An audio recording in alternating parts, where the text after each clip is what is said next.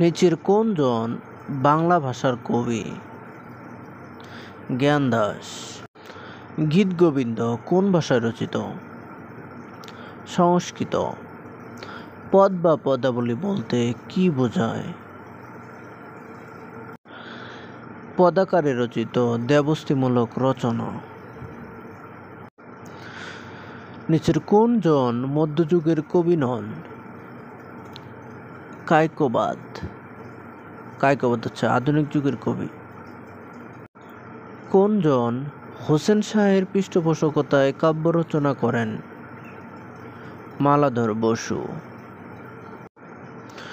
ভারতবর্ষে মুসলিম শাসন আমলে রাজভাষা ছিল ফরাসি। আমার সন্তান যেন থাকে দুধে ভাতে বাংলা সাহিত্যের কোন কাব্যে বাঙালির এ প্রার্থনা ধ্বনিত হয়েছে? অন্নদামঙ্গল। মানসিংহ ভবানন্দ উপাখ্যান কার রচনা? ভারতচন্দ্র রায়গুণাকর।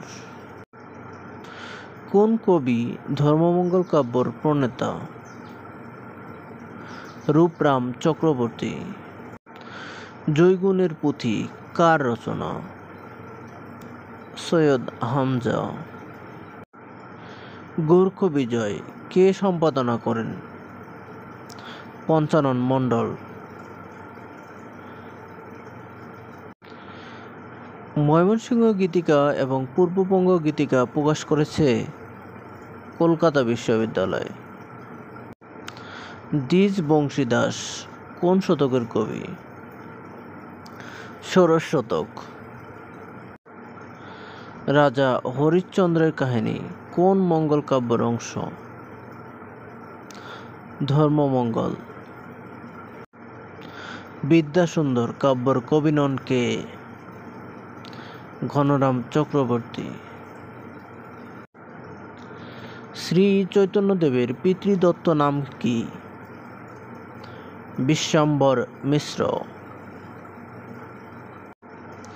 স্বভাব কবি কোন কাব্যধারার কবি? চণ্ডীমঙ্গল। পদ্মাবতী কার নাম? মনসা। নিচের কোনটি বৈষ্ণব সাহিত্যের প্রকার নয়? বৈষ্ণব কাব্য। পীর মহাত্মা ব্যঞ্জক কাব্য কোনটি? শেখ শুভোদয়া। নগর পুরিলে কি দেবালয় এড়ায় কোন কাব্যের পঙ্গক্তি?